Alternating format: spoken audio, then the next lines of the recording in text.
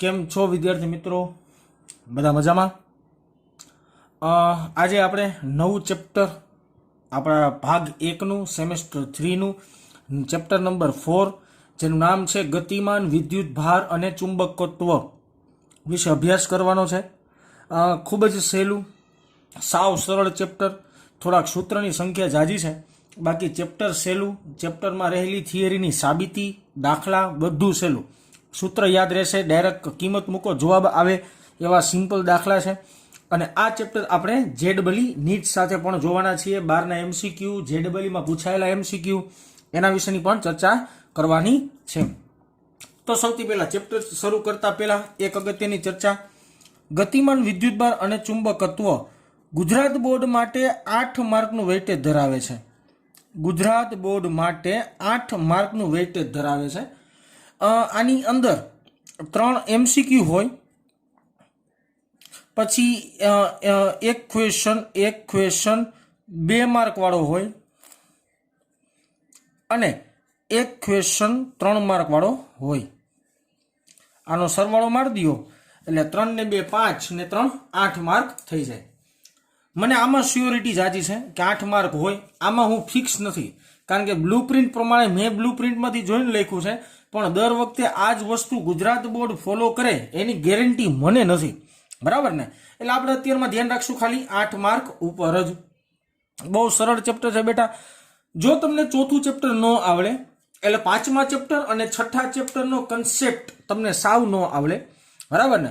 અને ચોથું ચેપ્ટર શીખવા માટે તમને પહેલું ચેપ્ટર આવડતું હોવું ફરજિયાત છે. એટલે હું તમને ચેપ્ટરની ખાલી કનેક્ટિવિટી ગણાવું છું કે જો તમને ચેપ્ટર નંબર 1 આવડતું હોય તો ચેપ્ટર નંબર 4 આવડે. જો ચેપ્ટર નંબર 4 આવડે તો અને તો જ ચેપ્ટર નંબર 5 અને 6 આવડે. બાકી 2 ચેપ્ટર પાછળના ઓપ્શનમાં જશે. બરાબર ને? આજથી પહેલો જ લેક્ચર છે. સાથે સાથે રહેવાનો પ્રયત્ન કરવાનો છે. 100% રોજનું વર્ક રોજ કરવાનું છે. બરાબર ને? તો ચાલો બીજી વાત આડાવડી કર્યા વગર આપણે ચેપ્ટર શરૂ કરીએ. આ વખતે મેં થોડોક નવો કન્સેપ્ટ વાપરવાની મારી ઈચ્છા છે. આ મારું હેડિંગ રેડ પેનથી હોય ને, મારું પોતાનું હેડિંગ જે પ્રસ્તાવના લખ્યું છે. પણ પ્રસ્તાવનાનો ક્વેશ્ચન આ છે કે ઓસ્ટ્રેડ એક વૈજ્ઞાનિકનું નામ છે. ઓસ્ટ્રેડનું અવલોકન જણાવીને તેની સમજૂતી આપો. જે ગુજરાત બોર્ડની એક્ઝામ માટે 2 માર્કમાં પૂછાઈ શકે છે અને ટેક્સ્ટબુકની થિયરી નંબર છે 4.1. એટલે ધારો કે જે વિદ્યાર્થી ટેક્સ્ટબુકમાંથી જોતા હોય તો એ ટેક્સ્ટબુકમાં 4.1 થિયરી કાઢી લેશે તો એને આ ક્વેશ્ચન જોવા મળશે. બરાબર ને? આ વખતે હું બધું સાથે સાથે લખતો જાશ, કારણ કે ઘણા બધા વિદ્યાર્થીને નથી ખબર પડતી કે સાહેબ તમે હેડિંગ આપ્યું એ પ્રમાણે ટેક્સ્ટબુકમાં હેડિંગ કયું છે. અમુક વિદ્યાર્થીઓને એવા પ્રશ્નો હતા. એ પ્રશ્નોના સમાધાનને કારણે આપણે આવી રીતના આ ચેપ્ટરથી શરૂ કર્યું છે. ઓસ્ટ્રેડ વિશે થોડીક તમને જો માહિતી આપું ને તો ડેનમાર્કનો એક વૈજ્ઞાનિક, ડેનમાર્કનો એક વિજ્ઞાનનો શિક્ષક, આમ બહુ સિમ્પલ ભાષામાં કહું ને તો વિજ્ઞાનનો શિક્ષક છે. લગભગ ઈસવીસન પૂર્વે 1820 11 સપ્ટેમ્બર ના રોજ તેને એક અવલોકન કર્યું હતું. મસ્ત મજાનું અવલોકન. શું કર્યું હતું એ તમને પેલા અવલોકન હું લખી જ દઉં અને શું અવલોકન હતું એ તમને નિરાતે સમજાવું. એનું અવલોકન એવું કંઈક હતું કે જ્યારે પ્રવાહાધારિત તારની આસપાસ ચુંબકીય સોય, મેગ્નેટિક નીડલ ઇંગ્લિશમાં બોલાય, ચુંબકીય સોય રાખતા તે કોણાવર્તન અનુભવે છે. કોણાવર્તન અનુભવે છે. આ ઓસ્ટ્રેડ નામના વૈજ્ઞાનિકનું અવલોકન હતું. બરાબર ને? અવલોકનનું કથન પણ આપણે સમજવાનું છે, પણ આ છે એનું અવલોકન. એને શું થતું કે જ્યારે પ્રવાહધારિત તારની બાજુમાં મેં ચુંબકીય સોય રાખીને તો તે ચુંબકીય સોય અવલોકન દર્શાવવા માંડી હતી. ઓકે, આ શું કહેવા માંગે છે અથવા તો એને પ્રેક્ટિકલ કર્યો હતો, એ પ્રેક્ટિકલ કેવી રીતના કર્યો હતો એના વિશે થોડુંક આપણે નોલેજ મેળવીએ. કે ધારો કે આ એક તાર છે,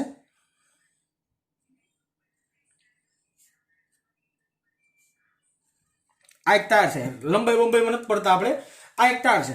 આ તારને આપણે કોઈ એક રેન્ડમલી બેટરી સાથે જોડી દઈએ. આ ડીસી બેટરી સાથે જોડાણ કરું છું તારનું.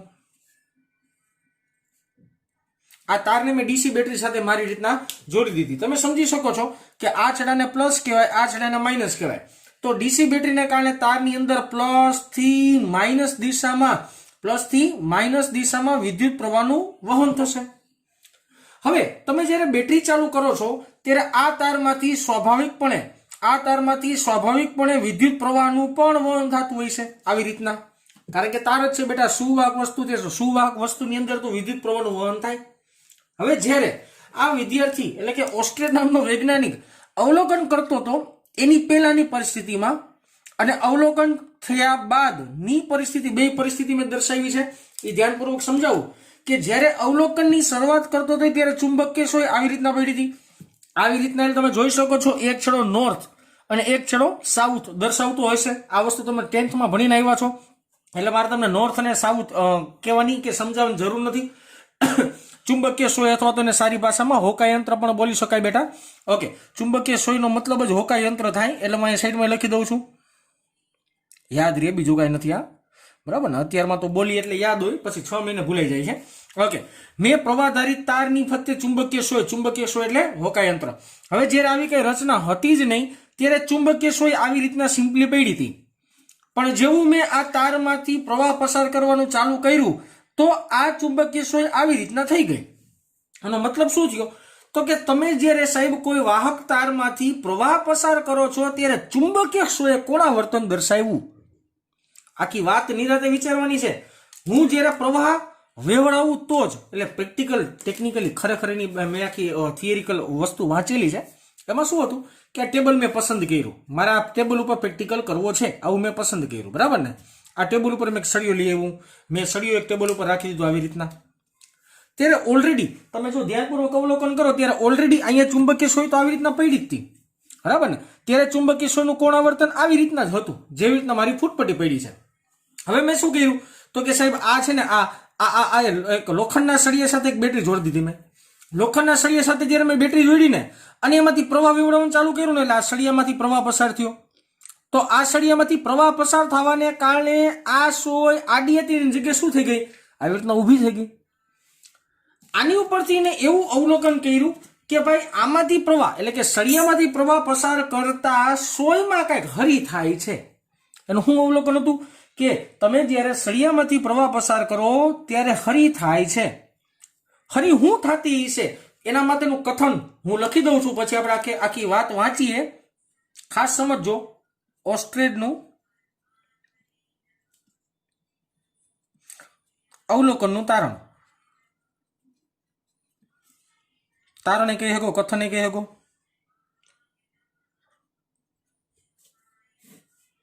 ઓસ્ટ્રેડે અવલોકન કર્યું એનું તારણ શું હતું?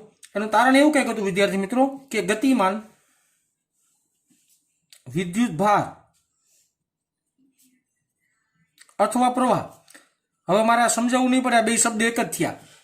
જ્યારે વિદ્યુત ભારને તમે ગતિ કરાવડાવશો ત્યારે વિદ્યુત પ્રવાહનું નિર્માણ થશે। તો જ્યારે કોઈ પણ જગ્યાએ વિદ્યુત પ્રવાહનું નિર્માણ થાય એટલે કે વિદ્યુત પ્રવાહને લીધે તેની આસપાસ ના ભાગોમાં ચુંબકીય ક્ષેત્ર ઉત્પન્ન થાય છે। ચુંબકીય ક્ષેત્ર ઉત્પન્ન થાય છે, આ એનું તારણ હતું। આ તારણ ઉપર જ આખી જિંદગી પડી હતી, એની ઉપર જ આખો આ ભાઈ પ્રસિદ્ધ થયો। હજી એકવાર આખી વાત વિચારી બેટા, શું વાત હતી? જ્યારે આ તારમાંથી પ્રવાહ પસાર કરવામાં આવે ત્યારે એની ફરતે એવું તો કંઈક થવું જ જોઈએ કે જેને કારણે આ સોય ઉપર બળ લાગ્યું હોય। આ કોમન સેન્સ વાત થઈ। આ તારમાંથી તમે જ્યારે પ્રવાહ પસાર કરો છો ત્યારે એવું તો કંઈક બન્યું જ હોય કે જેને કારણે આ ચુંબકીય સોય કોણા વર્તન દર્શાવ્યું। તો એવું વિચાર્યું કે પ્રવાહ પસાર તમે કરતા હશો તો આ સળિયાની ફરતે ચુંબકીય ક્ષેત્ર પ્રસ્થાપિત થતું હશે અને આ ચુંબકીય ક્ષેત્રને લીધે આ સોય ઉપર બળ લાગ્યું અને એ બળ લાગવાને લીધે આ ચુંબકીય સોયે કોણા વર્તન દર્શાવ્યું। આ ઓસ્ટ્રેડ નામના વૈજ્ઞાનિકનું અવલોકન અને એનું તારણ હતું। ઓકે, આ જ વસ્તુ આપણે અલગ રીતના પણ વિચારવી હોય તો વિચારી શકાય બેટા। ઓકે, કેવી રીતના વિચારી શકાય? આનો બીજો એક પ્રેક્ટિકલ થયો હતો, પ્રેક્ટિકલ મેં બે દોરેલા છે, આકૃતિ મેં ઓલરેડી પહેલેથી દોરીને રાખી છે। ઓકે, હવે એક વસ્તુ ચેપ્ટરની આપણે શરૂઆત કરીએ છીએ તો બેઝિક થોડીક વાત તમને સમજાવી દઉં કે જ્યારે હું આવી રીતના ગોળ રાઉન્ડ કરીને વચ્ચે ટપકું કરું અને હું આવી રીતના ગોળ રાઉન્ડ કરીને વચ્ચે ચોકડી કરું તો હવે એનો કંઈક મતલબ નીકળે। આનો મતલબ એવો નીકળે કે પ્રવાહ કે ચુંબકીય ક્ષેત્ર પ્રવાહ કે ચુંબકીય ક્ષેત્ર બેમાંથી કોઈ પણ એક, બરાબર ને, ઈ બહાર આવતી દિશામાં હશે, બહાર નીકળતી દિશામાં હશે. આ ખાસ ધ્યાન રાખવાનું. અને જ્યારે હું આવી સાઇન કરું ત્યારે યાદ રાખવાનું કે પ્રવાહ કે ચુંબકીય ક્ષેત્ર અંદર તરફની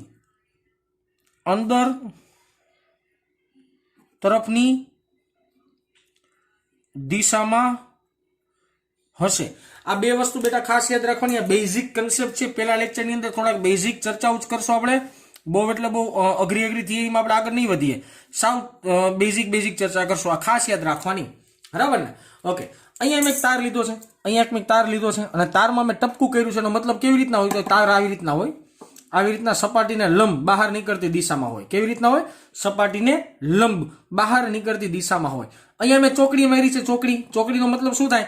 અહીંયા તાર સપાટીની અંદર જતી દિશામાં, સપાટીને લંબ જ, પણ કેવી રીતના? અંદર જતી દિશામાં હશે. આ લખી દઉં છું છતાંય. આ છે ખરેખર ટેકનિકલી આ છે સુરેખ તાર. ધ્યાન મારી એટલા માટે બેટા લખું છું. સુરેખ તાર છે. બહાર આવતી દિશામાં, બહાર આવતી દિશામાં પ્રવાહનું વહન થતું હશે, પ્રવાહનું વહન કરે છે. એવી રીતના આ પણ એક સુરેખ તાર જ છે બેટા. આ પણ એક સુરેખ તાર જ છે, જેમાં અંદર તરફની દિશામાં પ્રવાહનું વહન કરે છે. કઈ દિશામાં? અંદર તરફ દિશામાં પ્રવાહનું વહન કરે છે. આ બી પ્રેક્ટિકલ શું છે સમજાવી દઉં. ચાલો, એક મેં તાર લીધો. ઈ તારની અંદર જે પ્રવાહ છે ને ઈ બહાર નીકળતી દિશામાં, એટલે આમ ઉપર તમારી બાજુની દિશામાં, બરાબર ને? ઓકે, હવે તમે જ્યારે આવી રીતના બધી સોયને સાઈડમાં ગોઠવો અને આમાંથી તારમાંથી પ્રવાહ પસાર કરો તો બધી સોય આવી રીતના વ્યવસ્થિત ગોઠવાઈ જશે. એમાંથી આ જે ઘાટો પોર્શન છે ઈ છે નોર્થ પોલ અને આ જે આછો પોર્શન છે ઈ છે સાઉથ પોલ. તો તમે જોઈ શકો છો બધી ચુંબકીય સોય વિષમઘડી દિશામાં ગોઠવાઈ ગઈ. આ બધી ચુંબકીય સોય આવી રીતના વિષમઘડી દિશામાં ગોઠવાઈ ગઈ. એના કરતા ઊંધો પ્રેક્ટિકલ કરો કે તમે જ્યારે કોઈ પણ તારને અંદરની દિશામાં પ્રવાહ નાખો, જોજો આમાં છે ને પ્રવાહ ઈ અંદર તરફની દિશામાં છે, ત્યારે ચુંબકીય સોય બધી સમઘડી દિશામાં ગોઠવાશે. કઈ દિશામાં ગોઠવાશે? સમઘડી દિશામાં. બીજી એક વાત, ધારો કે મારે મેગ્નેટિક ફિલ્ડ શોધતા શીખી લેવું છે આજ લેક્ચરમાં, તોય સમજાવી શકાય. જેને કહેવામાં આવે છે એમ્પિયરના જમણા હાથનો નિયમ, જમણા હાથના અંગૂઠાનો નિયમ. ઓકે, આજે આપણે બેઝિક શરૂઆત કરીએ છીએ. આગળ ઉપર આવવાનું છે ડિટેલમાં, પણ અત્યારે તમને જસ્ટ કહી દઉં કે આગળ જતા તમને તકલીફ ન થાય. ખાસ ધ્યાન આપજો, આ એક વસ્તુ પર આખું ચેપ્ટર છે, બરાબર ને? અને બધી થિયરીની અંદર આજે લખું છું ને એ બધી થિયરીની અંદર એપ્લાય થશે. આ ધારો કે કોઈ એક સુરેખ તાર છે, રેન્ડમલી મેં લઈ લીધો. ઈ તારની અંદર પ્રવાહ આવી રીતના વહે છે, આવી રીતના. આ પ્રવાહની દિશા છે. હવે હું એમ કહું કે આ બિંદુએ ચુંબકીય ક્ષેત્ર અંદર જતી દિશામાં કે બહાર નીકળતી દિશામાં? હું એમ બોલ્યો કે આ તારમાંથી પ્રવાહ પસાર કરતા હશો તો આ તારની ફરતે મેગ્નેટિક ફિલ્ડ પેદા થતું હશે, ચુંબકીય ક્ષેત્ર પેદા થતું હશે. તો આ બિંદુ એ ચુંબકીય ક્ષેત્રની દિશા કઈ? અંદર જતી દિશા કે બહાર નીકળતી દિશા? ઓકે, હવે જોજો જમણો હાથ મેં આવી રીતના પેજથી દોર્યું છે. તમારે પેન ને પેજથી દોરીને એના કરતા એક પેન લઈ લેવાની, આવી રીતના હાથમાં પેન પકડવાની. આખી વાત નિરાતે વિચારજો. પેન છે ને મેં અડાડી નથી રાખી, ઉપર રાખી છે. હવે પ્રવાહની દિશા કઈ? તો કે સાહેબ આ દિશા ને પ્રવાહની દિશા આપણે ધારીએ છીએ. એક કામ કરો, ઢાંકણાની બાજુની દિશા એ પ્રવાહની દિશા, ઢાંકણું જે બાજુ છે એ દિશાને આપણે પ્રવાહની દિશા ધારીએ. ઓકે, જો અંગૂઠો કઈ દિશામાં? તો કે જે દિશામાં પ્રવાહ હોય ને જમણો હાથ જ લેવાનો, ડાબો હાથ નહીં. અંગૂઠો કઈ દિશામાં? તો કે પ્રવાહની દિશામાં. પ્રવાહની દિશામાં અંગૂઠો રાખો આવી રીતના. રેડી? હવે તમારી આંગળીઓ બેવડી વાળો જે દિશામાં આંગળીઓ બેવડી વળે ને એ દિશા ચુંબકીય ક્ષેત્રને રજૂ કરે. હજી એક વાત, તમારે પ્રવાહની દિશા, ધારો કે સળિયો આવી રીતના છે એવું માની લ્યો, ઊભો છે, બરાબર? પ્રવાહ છે ને, પ્રવાહ ઈ ઉપર તરફની દિશામાં છે, ઢાંકણાની દિશામાં. તો અંગૂઠો કઈ દિશામાં રાખવાનો? ઢાંકણાની દિશામાં. હવે તમારે આંગળી આમ બેવડી વાળવાની. આંગળીઓ તમે બેવડી વાળશો તો જે દિશામાં તમારી આંગળીઓ બેવડી વળે એ દિશામાં તમને શું મળે? ચુંબકીય ક્ષેત્રની દિશા મળે. અહીંયા આકૃતિમાં આવો, જો પ્રવાહ કઈ દિશામાં છે? મારો હાથ જોતા જાજો અને આકૃતિ જોતા જાઓ. પ્રવાહ કઈ દિશામાં છે? તો કે અંગૂઠાની દિશામાં. અંગૂઠાની દિશામાં પ્રવાહ હોવો જોઈએ. આંગળીઓ વાળો ને તમે, જે દિશામાં આંગળી વળે ને એ દિશામાં શું મળે તમને? ચુંબકીય ક્ષેત્રની દિશા મળે. હવે તમે મને અહીંયા કોમેન્ટમાં મેસેજ કરજો કે આ બિંદુએ ચુંબકીય ક્ષેત્રની દિશા કઈ હશે? અંદર જતી દિશા કે બહાર નીકળતી દિશા? જોજો કઈ દિશા હશે, અંદર જતી દિશા કે બહાર નીકળતી દિશા, તમારે વિચારવાનું છે. અને આમાં જવાબ આવશે 100% બહાર નીકળતી દિશા. શું આવશે? બહાર નીકળતી દિશા આવશે. હવે આની જગ્યાએ ઊંધું કામ કરો. ઊંધું કામ શું કરવાનું છે? જો સમજાવું. આ તાર છે, આ પ્રવાહ છે, મેં પ્રવાહ ઊંધો કર્યો. આ બિંદુએ ચુંબકીય ક્ષેત્ર ગોતો. તો કે જો અંગૂઠો આમ થયો, મારો હાથ જોતો બેટા, અંગૂઠો આમ થયો, હા, ચુંબકીય ક્ષેત્ર આંગળીની દિશામાં ચુંબકીય ક્ષેત્ર. તો અહીંયા ચુંબકીય ક્ષેત્ર સપાટીને અંદર જતી દિશામાં મળે. કેવું મળે? સપાટીને અંદર જતી દિશામાં મળે. તો આ એક કન્સેપ્ટ વિદ્યાર્થી મિત્રો ખાસ યાદ રાખવાનું. અને આ આખે આખું થયું ઓસ્ટેડનું અવલોકન. આ આકૃતિ કેના માટે છે ન સમજાવું તો પણ તમને આઈડિયા આવી ગયો હશે. 10મા ધોરણમાં ભણ્યા છો તમે, બરાબર ને? ઓકે, એક પૂઠું લ્યો, પૂઠા વચ્ચેથી એક તાર કાઢો. એટલે કેના જેવી વાત થઈ? આ ધારો કે એક પૂઠું છે અને પૂઠા વચ્ચે તાર કાઢ્યો મેં, બરાબર છે? પૂઠાની વચ્ચેથી આ તાર કાઢ્યો. હવે આ તારમાંથી પ્રવાહનું વહન કરવાનું છે. આ તારમાંથી પ્રવાહનું વહન કરવાનું છે. અને આ આખે આખા પૂઠામાં એક લોખંડનો ભૂકો ભભરાવો. લોખંડનો ભૂકો ભભરાવો. તમે જ્યારે આ તારમાંથી પ્રવાહ પસાર કરશો ત્યારે લોખંડનો ભૂકો આવી રીતના વર્તુળાકાર માર્ગ ઉપર ગોઠવાઈ જશે. આ તારમાંથી તમે જ્યારે પ્રવાહ પસાર કરશો ત્યારે લોખંડનો ભૂકો તે તારની ફરતે આવી રીતના વ્યવસ્થિત ગોળ વર્તુળાકાર માર્ગમાં ગોઠવાઈ જશે. તો આ બેટા થયું તમારું પ્રસ્તાવના સ્વરૂપે ઓસ્ટ્રેડનું અવલોકન. 2 માર્કની અંદર પૂછી શકાય. ખાસ યાદ રાખવાનું છે, તેનું કથન ખાસ યાદ રાખવાનું કે ગતિમાન વિદ્યુતભાર અથવા પ્રવાહને લીધે તેની આસપાસ, એટલે કોની? તો કે જેમાંથી તમે પ્રવાહ પસાર કરો છો એની આસપાસના ભાગમાં ચુંબકીય ક્ષેત્રનું નિર્માણ થતું જ હશે. પહેલા ચેપ્ટરમાં વિદ્યુતભાર સ્થિર, બીજા ચેપ્ટરમાં વિદ્યુતભાર સ્થિર, ત્રીજા ચેપ્ટરમાં વિદ્યુત ભારને ઠેબુ માર્યું એટલે વિદ્યુત ભારે ગતિ કરી. વિદ્યુત ભાર ગતિ કરે તો વિદ્યુત પ્રવાહનું નિર્માણ થાય. વિદ્યુત પ્રવાહનું નિર્માણ થયું. ચોથા ચેપ્ટરની અંદર વિદ્યુત પ્રવાહના નિર્માણને લીધે સળિયાની, તારની, કોઈ પણ સુવાહક પદાર્થની ફરતે શું નિર્માણ થાય? ચુંબકીય ક્ષેત્રનું નિર્માણ થાય. તો આપણે સ્ટેપ બાય સ્ટેપ ખાલી વાતમાં આગળ વધીએ છીએ, બીજું કાંઈ કરતા નથી. ચાલો આના પછી જોઈએ ટેક્સ્ટ બુકની પહેલી થિયરી. ઓસ્ટ્રેડનું અવલોકન જોયા બાદ આપણે શરૂઆત કરવાની છે આપણા ક્વેશ્ચન નંબર પહેલાની.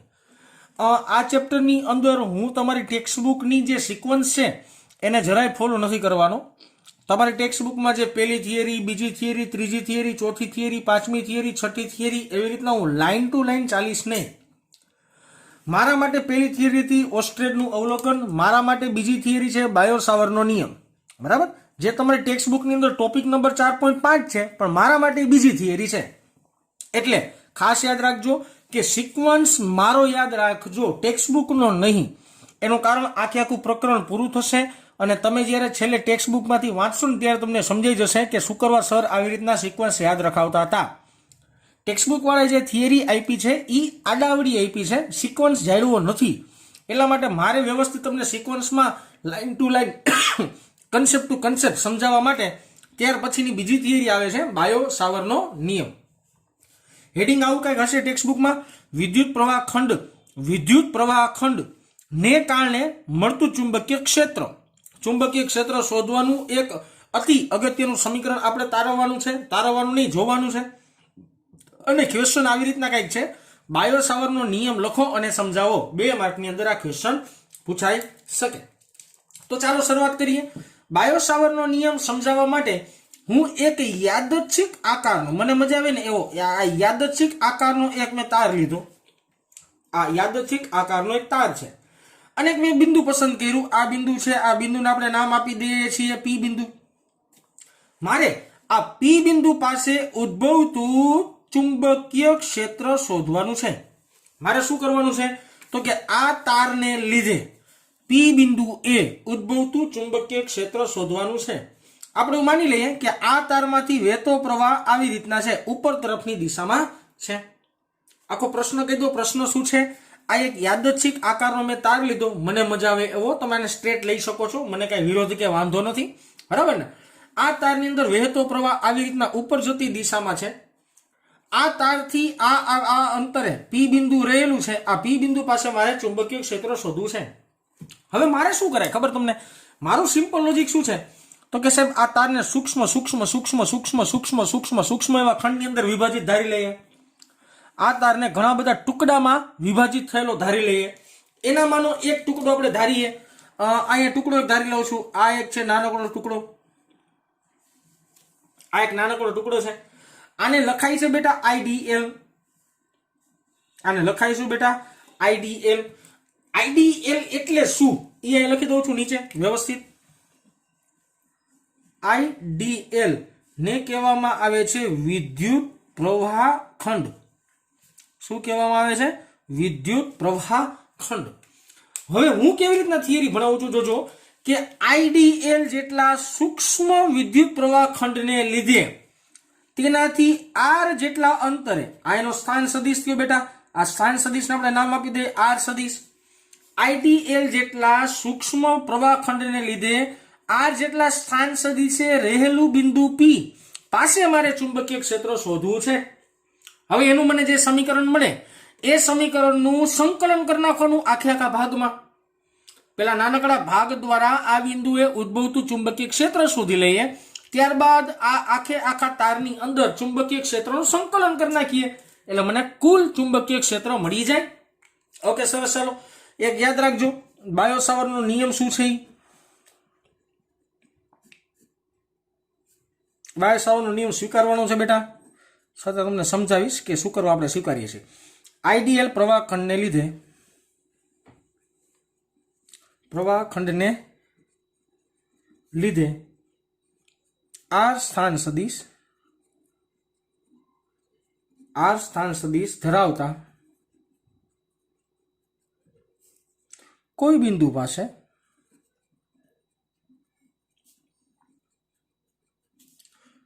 ચુંબકીય ક્ષેત્ર ડીબી, કારણ કે સૂક્ષ્મ પ્રવાહ ખંડને લીધે ઉદ્ભવતું ચુંબકીય ક્ષેત્ર સૂક્ષ્મ જ લેવું પડે હોય તો ડીબી નું સમીકરણ છે dB is equal to μ0/4π IDL cross r caret ના છેદમાં આર સ્ક્વેર. આવા સમીકરણની મદદથી આપણે તે બિંદુ પાસેનું ચુંબકીય ક્ષેત્ર શોધી શકીએ. આને વ્યસ્ત વર્ગનો નિયમ કહેવાય. શું કહેવાય? વ્યસ્ત વર્ગનો નિયમ. આ બધું છે શું સાહેબ? તમે જો પ્રકરણ નંબર 1 ની અંદર બેટા કુલમનો નિયમ જોયો તો યાદ આવે? કુલમનો નિયમ યાદ આવતો હશે ને બધાને? કુલમનો નિયમ આપણે શું કીધું હતું કે કોઈ પણ બે વિદ્યુત ભાર વચ્ચે લાગતું બળ તે વિદ્યુત ભારના ગુણાકારના સમપ્રમાણમાં અને તેમની વચ્ચે રહેલા અંતરના વર્ગના વ્યસ્ત પ્રમાણમાં હોય છે. પછી યાદ આવતું હોય 11મો ધોરણ તો ન્યૂટનનો નિયમ હતો. ન્યૂટનનો સાર્વત્રિક નિયમ, જો કે સારા શબ્દમાં લખું તો ન્યૂટનનો સાર્વત્રિક નિયમ. હાલો, ન્યૂટનનો સાર્વત્રિક નિયમ શું હતો તો કે કોઈ પણ બે દળ ધરાવતી પદાર્થ વચ્ચે લાગતું બળ તે દળોના ગુણાકારના સમપ્રમાણમાં અને તેમની વચ્ચે રહેલા અંતરના વર્ગના વ્યસ્ત પ્રમાણમાં હોય છે. તો આ કેમ આપણે બે નિયમો સ્વીકાર્યા હતા ને, ધારી લીધા હતા ને કે આવી રીતના હોય એમ. તો અહીંયા પણ એવું ધારવાનું છે કે કોઈ પણ એક સૂક્ષ્મ ખંડ પ્રવાહ ખંડને લીધે આર સ્થાન સદિશ ધરાવતા કોઈ પણ બિંદુ પાસે ચુંબકીય ક્ષેત્ર dB is equal to μ0/4π IDL cross r caret. IDL સદિશ છે આ, ક્રોસ આર કેપ એટલે આર કેરેટ એ બોલાય, છેદમાં આર સ્ક્વેર ઉપરથી રજૂ કરી શકાય છે. આને કહેવામાં આવે છે બાયો સાવરનો નિયમ. આની અંદર આપવામાં આવેલી બધી રાશિઓને જો હું વ્યવસ્થિત લખું, અહીંયા લખતો જાઉં છું, જો કે એક લખેલી છે છતાં અહીંયા લખી દઉં છું કે આમાં આવતું આઈડીએલ ને કહેવામાં આવે છે વિદ્યુત પ્રવાહ ખંડ.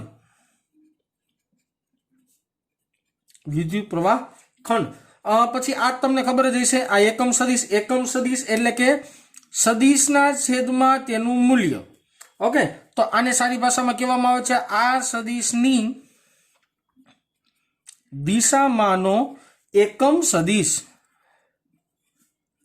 આર સદિશની દિશામાંનો એકમ સદિશ.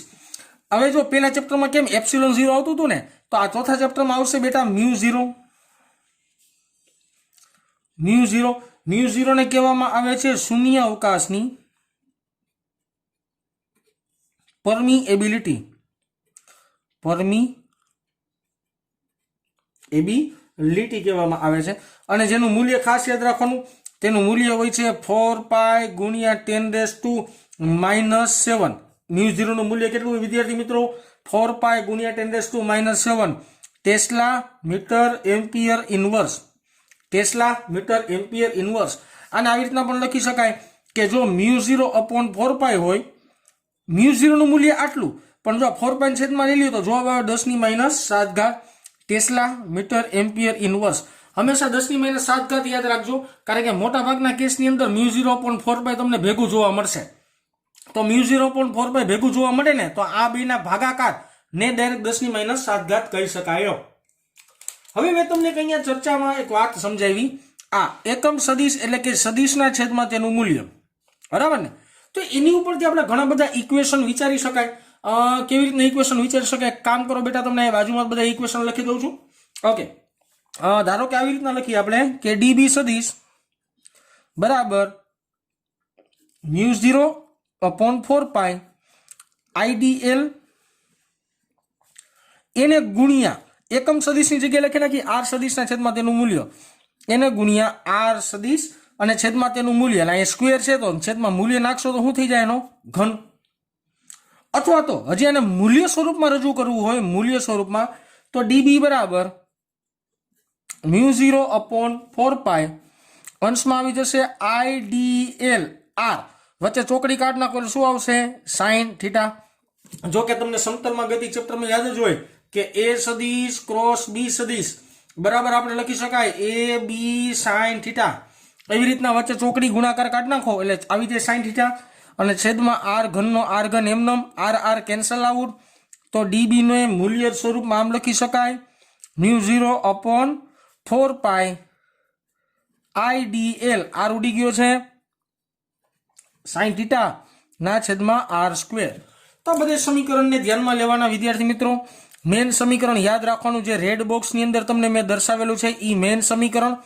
આ પછી તમને મૂલ્યના સ્વરૂપમાં ખૂણાના સ્વરૂપમાં તમારે કન્વર્ટ કરતા તમને આવડતું જ હશે બરાબર ને પણ મેન સમીકરણ કયું યાદ રાખવાનું જે આ બોક્સમાં મેં લખેલું છે અથવા તો આ પણ યાદ રાખો આનો ડાયરેક્ટ મતલબ આ જ થાય બરાબર ને આમાં આર આર ઉડે છે આમાં જ્યારે ઉડતા નથી ત્યારે આ સમીકરણ યાદ રાખવાનું હવે મારો પ્રશ્ન એવો છે કે મને જે અહીંયા ચુંબકીય ક્ષેત્ર મળ્યું એ સૂક્ષ્મ એવા પ્રવાહખંડને લીધે મળ્યું બરાબર ને મારે તો આ આખા તારને લીધે પી બિંદુ એ ઉદ્ભવતું ચુંબકીય ક્ષેત્ર શોધવાનું છે તો અહીંયા લખી નાખીએ આપણે કે સમગ્ર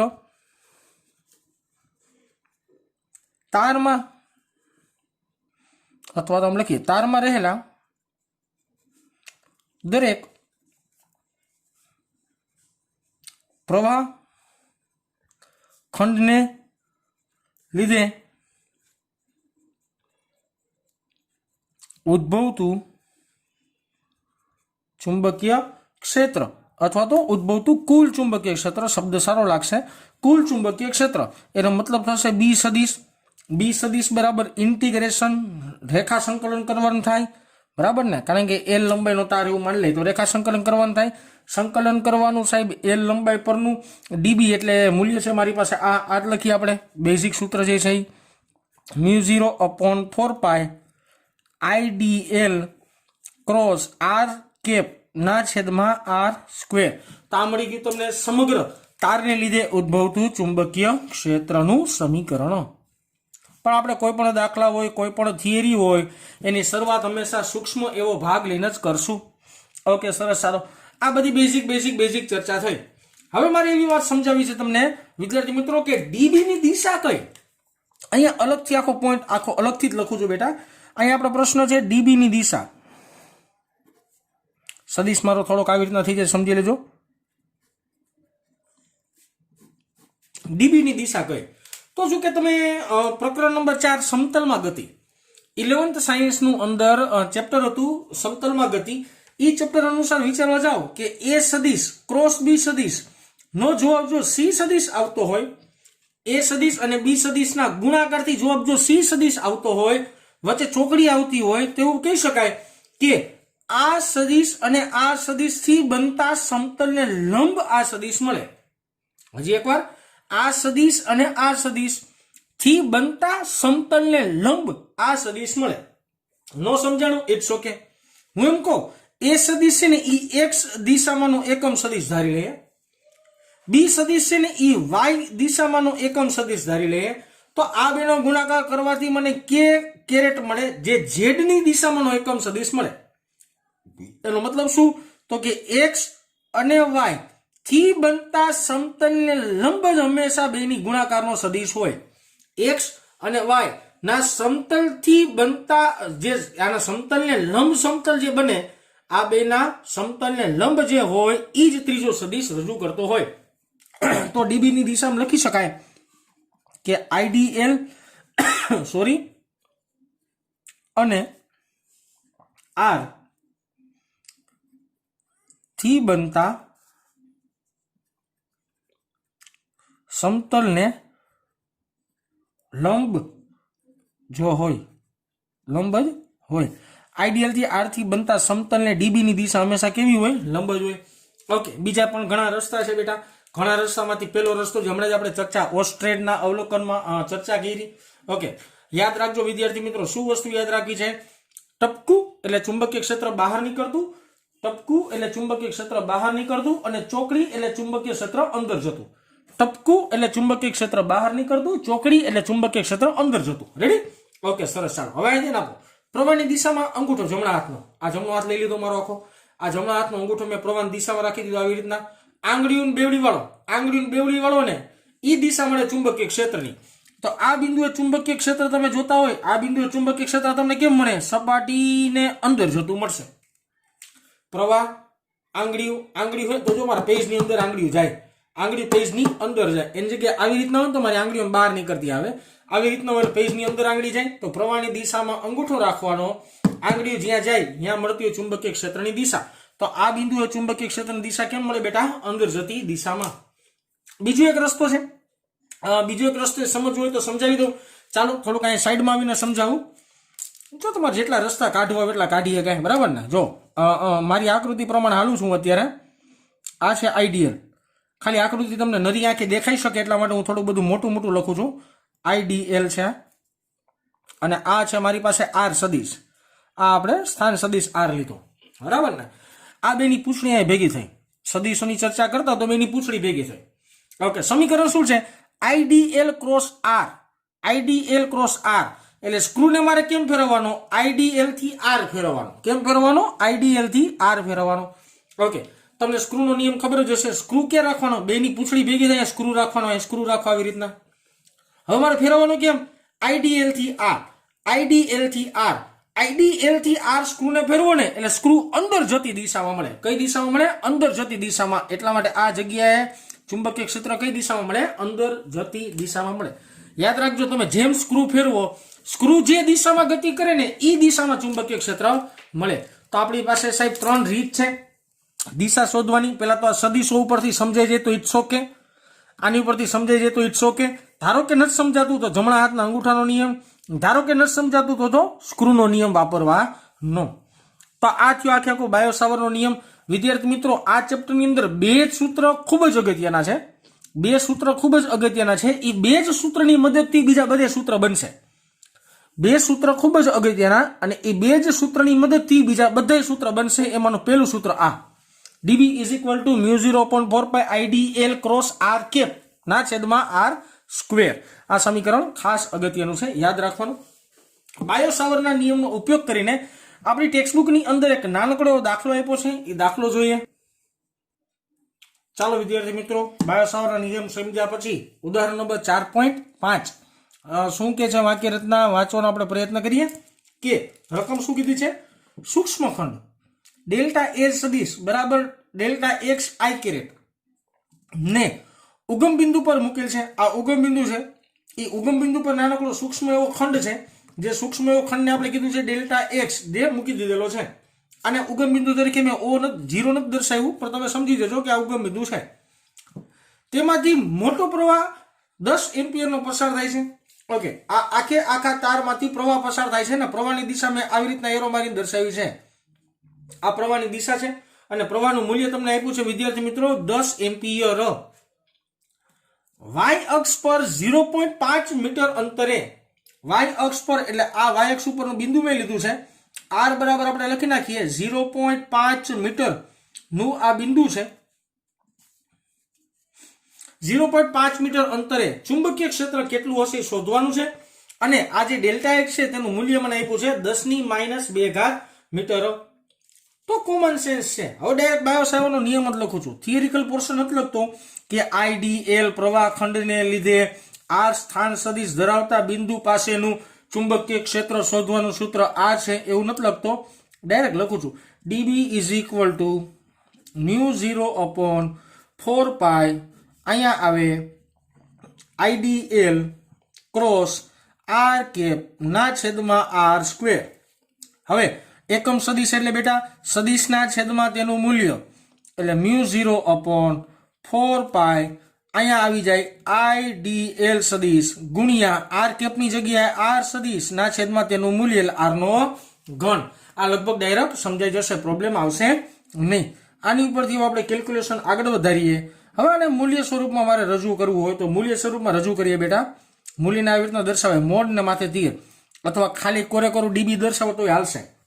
ઓકે, હાલો μ0/4π અહીં ચોકડી કાઢી નાખો. ચોકડી કાઢી નાખો શું આવી જાય? sin θ આવી જાય ને.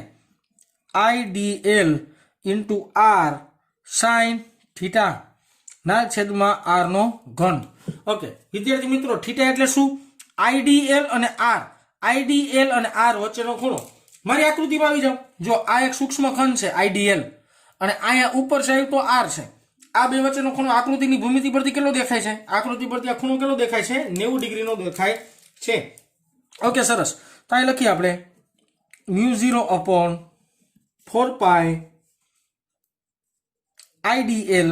ડીએલ ની જગ્યાએ સૂક્ષ્મ ખંડ છે. સૂક્ષ્મ ખંડને આપણે કીધું છે ડેલ્ટા એક્સ. આર એટલે આર અને સાઈન ની વેલ્યુ થશે 90 ડિગ્રી ના છેદમાં આર નો ઘન. એમનો સાઈન ની ડિગ્રી 90 ડિગ્રી કેવી રીતના તે ખબર પડે ને. અથવા તો તમને લખી દો બેટા આ થીટા એટલે શું છે.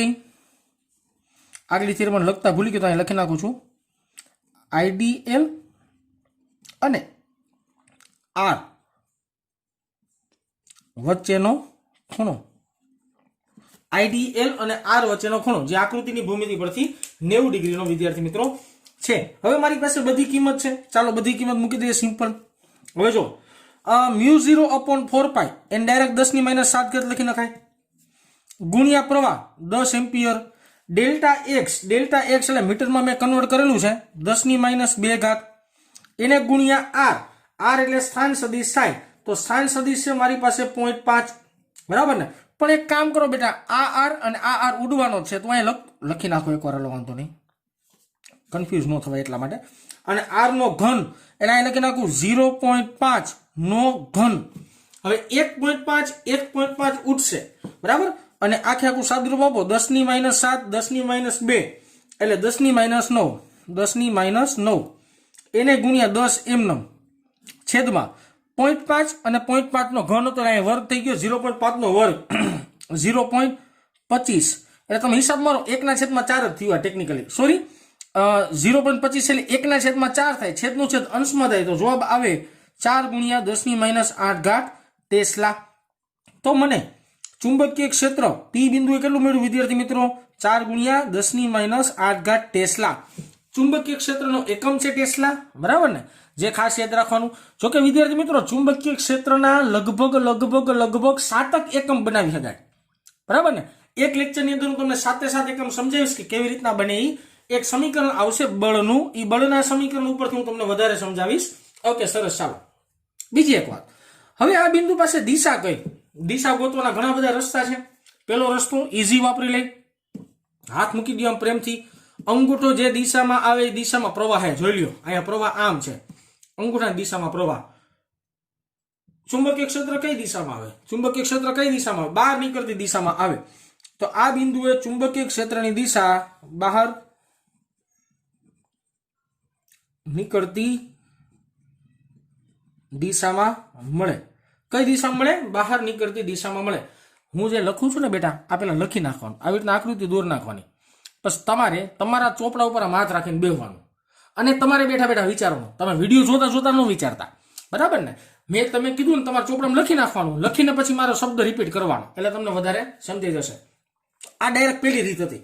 બીજી રીતે આપણે આમ કહી શકાય ને કે જો આઈડીએલ અને આ થી બનતા સમતલને લંબ હોવું જોઈએ, બરાબર ને? અને આમ લખી ને આઈ ડેલ્ટા એક્સ ગુણ્યા આર સદીશ આમ લખીએ કે ઓકે, આમ લખાય ને આઈ ડેલ્ટા એક્સ આ કઈ દિશામાંનો ઘટક છે તો કે એક્સ દિશામાંનો, તો એક્સ દિશામાંનો એકમ સદીશ મૂકો તો આઈ કેરેટ એને ગુણ્યા આર. ઓકે, સદીશ કાઢ નાખ્યું, સદીશ કાઢ નાખ્યું એકમ સદીશ કેવું, સદીશ બરાબર મૂલ્ય ગુણ્યા એકમ સદીશ. હાલો, નો ખબર પડી ને? ઓકે, અહીંયા આવો, એકમ સદીશ બરાબર સદીશના છેદમાં મૂલ્ય, સદીશ બરાબર એકમ સદીશ એને ગુણ્યા મૂલ્ય. સમજાણું કે નહીં? ઓકે, એટલે આ સદીશની જગ્યાએ મૂલ્ય ગુણ્યા એકમ સદીશ કેવું, સદીશની જગ્યાએ મૂલ્ય ગુણ્યા એકમ સદીશ આવશે જે કેરેટ. કેમ જે કેરેટ આવશે વિદ્યાર્થી મિત્રો? સમજી શકો છો, વાય અક્ષમાં અંતર છે એટલા માટે. ઓકે, સરસ. ચાલો આ બધાને બહાર કાઢ્યું તો આઈ ડેલ્ટા એક્સ આર ને બહાર કાઢ્યું, કાઉન્સમાં બધે આઈ ક્રોસ જે, આઈ ક્રોસ જે કરશો એટલે શું જવાબ આવશે? કે કેરેટ જ આવે ભાઈ. આ કે કેરેટ કઈ દિશામાં થઈ? ઝેડ અક્ષ. ચુંબકીય ક્ષેત્રની દિશા કઈ આવી વિદ્યાર્થી મિત્રો? ઝેડ અક્ષ. ટેકનિકલી સાબિત થયું. આવી રીતના સમજી શકાય. જો આ એક્સ અક્ષ છે, આ માની લો એક્સ અક્ષ છે, અંતર આવી રીતના લીધું છે મેં, અંતર લીધું છે મેં વાય અક્ષમાં આવી રીતના. હવે જોજો, બે એક્સ આવી ગઈ, એક્સ અક્ષ આવી ગઈ, વાય અક્ષ આવી ગઈ, તો હંમેશા છે ને સાહેબ ચુંબકીય ક્ષેત્ર આનાથી બનતા, આને એક્સ વાય સમતલ કહેવાય, આ જે બન્યું એક્સ વાય સમતલ કહેવાય. એક્સ વાય સમતલને લંબ શું મળતું હોય હંમેશા? ચુંબકીય ક્ષેત્ર. જો કે મેં આગળ થિયરિકલ પોર્શનમાં લખ્યું હતું, ન સમજાણું હોય તોની વાત છે. રેડી વાત થઈ ગયા? ઓકે, સરસ. ત્યાર પછી એક નાનકડો પોઈન્ટ જે 2 માર્કની અંદર મને બહુ ગમે છે, એમસીક્યુ ની દ્રષ્ટિએ મને આ બહુ ગમે છે, એમસીક્યુ માટે આ વસ્તુ યાદ રાખી શકે એવો પોઈન્ટ છે, એટલા માટે લઈ લઉં છું. હવે વિડીયો નાનો થાય મોટો થાય એના વિશે આપણે બહુ ધ્યાનમાં નહીં લઈએ. આપણો પોઈન્ટ પૂરો થઈ જવો જોઈએ, આપણી વાત પૂરી થઈ જવી જોઈએ, કનેક્ટિવિટીમાં વાત રહેવી જોઈએ. એટલે વિડીયો ધારો કે મોટો થતો હશે ને તો હું કરવાનો પ્રયત્ન કરીશ. હા, 50-50 60-60 મિનિટનો ન થાય ને એનું થોડુંક હું ધ્યાન રાખીશ. શૂન્ય અવકાશની પરમિટિવિટી ε0, શૂન્ય અવકાશની પરમિએબિલિટી, આ તમને વંચાતું નહીં હોય પણ હું કહી દઉં છું, શૂન્ય અવકાશની પરમિએબિલિટી μ0 અને પ્રકાશનો વેગ c વચ્ચેનો સંબંધ તારવો. ઓકે, હું શૂન્ય અવકાશની પરમિટિવિટી અને શૂન્ય અવકાશની પરમિએબિલિટીનો ગુણાકાર કરું ઇઝ ઇક્વલ ટુ μ0 બરાબર ε0 બરાબર શું લખી શકાય?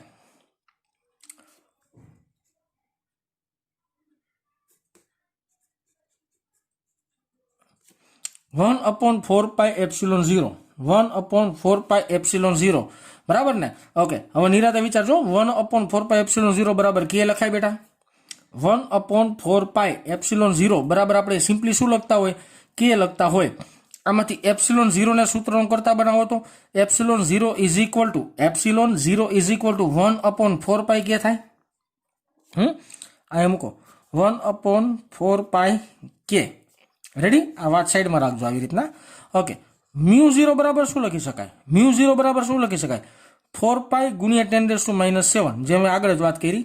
કાંઈ લખી નાખીએ આપણે બેટા 4π એને ગુણ્યા 10⁻⁷. હવે જો આ 4π કેન્સલ આઉટ થઈ ગયા. સમજાણું કે નહીં? આ વસ્તુ મેં પહેલા જ આગલા જ ભાગમાં આજના જ લેક્ચરમાં આગળ સમજાવી દીધી. આ તમને ખબર છે 1/4πε0 બરાબર કે થાય, બરાબર ને? ઓકે, સરસ. ચાલો હવે જો અહીંયા વધ્યું શું? 1/k એને ગુણ્યા 10⁻⁷. રેડી? ઓકે, 1/k ને આપણે લખાય ને 9 × 10⁹ અને ગુણ્યા 10⁻⁷. આવું થયું કાંઈક? રેડી ને? ઓકે, આ અંશમાં છે, આ અંશમાં છે, છેદમાં લખીએ તો 1/9 × 10⁹ અને એને ગુણ્યા 10⁷ થઈ. એટલે આમ થયું ને 1/9 × 10⁻16 થઈ બેટા. 16 ખબર પડી ગઈ ને? 9 ને 7 16 થાય, તળિયે હરકત ઘાતનો સરવાળો, બરાબર ને? તો આ આમ લખાય ને કે 3 × 10⁸ વર્ગ, 3 નો વર્ગ 9, 10⁸ વર્ગ 16, તો 3 × 10⁸ વર્ગ એટલે 9 × 10⁻16 થઈ ગયું. તો આને આમે લખાય ને 1/c². તો આપણી પાસે સંબંધ આવી ગયો ε0 μ0 બરાબર 1/c². આને અલગ અલગ રીતના યાદ રાખવાનો છે. c² ઇઝ ઇક્વલ ટુ 1/μ0 ε0 યાદ રાખશું ખાસ. અને આવી રીતના પણ યાદ રાખવાનો છે, c ઇઝ ઇક્વલ ટુ 1/μ0 ε0. આ જે સંબંધ મેં છેલ્લે લખ્યો, લાસ્ટમાં જે સંબંધ લખ્યો ને એ તમારે એક ચેપ્ટર છે 8મું ચેપ્ટર વિદ્યુત ચુંબકીય તરંગો. વિદ્યુત ચુંબકીય તરંગો તમારી ટેક્સ્ટ બુકમાં 8 નંબરનું ચેપ્ટર છે. એની અંદર આ સમીકરણ એમને બેઠે બેઠું ડાયરેક્ટ લખેલું આવશે. એટલે ત્યારે પ્રશ્નો ન થાય એમ કે સાબિત કેમ થાય, તો એની થોડીક નાનકડી એવી સાબિતી છે, 2 માર્કની અંદર પૂછી શકાય. તો ચાલો વિદ્યાર્થી મિત્રો, આજના લેક્ચરમાં આટલું રાખીએ, આગળ નથી વધતા. નેક્સ્ટ લેક્ચરથી નવી થિયરી બાજુ આગળ વધશું. યાદ રાખજો, કનેક્ટિવિટી મારી ફોલો કરજો, ચેપ્ટર ટેક્સ્ટબુક પ્રમાણે જોતા નહીં. હા, હું થિયરી બાયોસાવરનો નિયમ મેં તમને આજે ભણાવ્યો તો એ ટેક્સ્ટબુકમાંથી વાંચજો, ઇટ્સ ઓકે, પણ લાઈનમાં એમ ન વાંચતા, હું જેમ ભણાવું છું ને એમ વાંચજો. ક્લિયર બેટા? તો ચાલો વિદ્યાર્થી મિત્રો, આજે અહીંયા સુધી રાખીએ.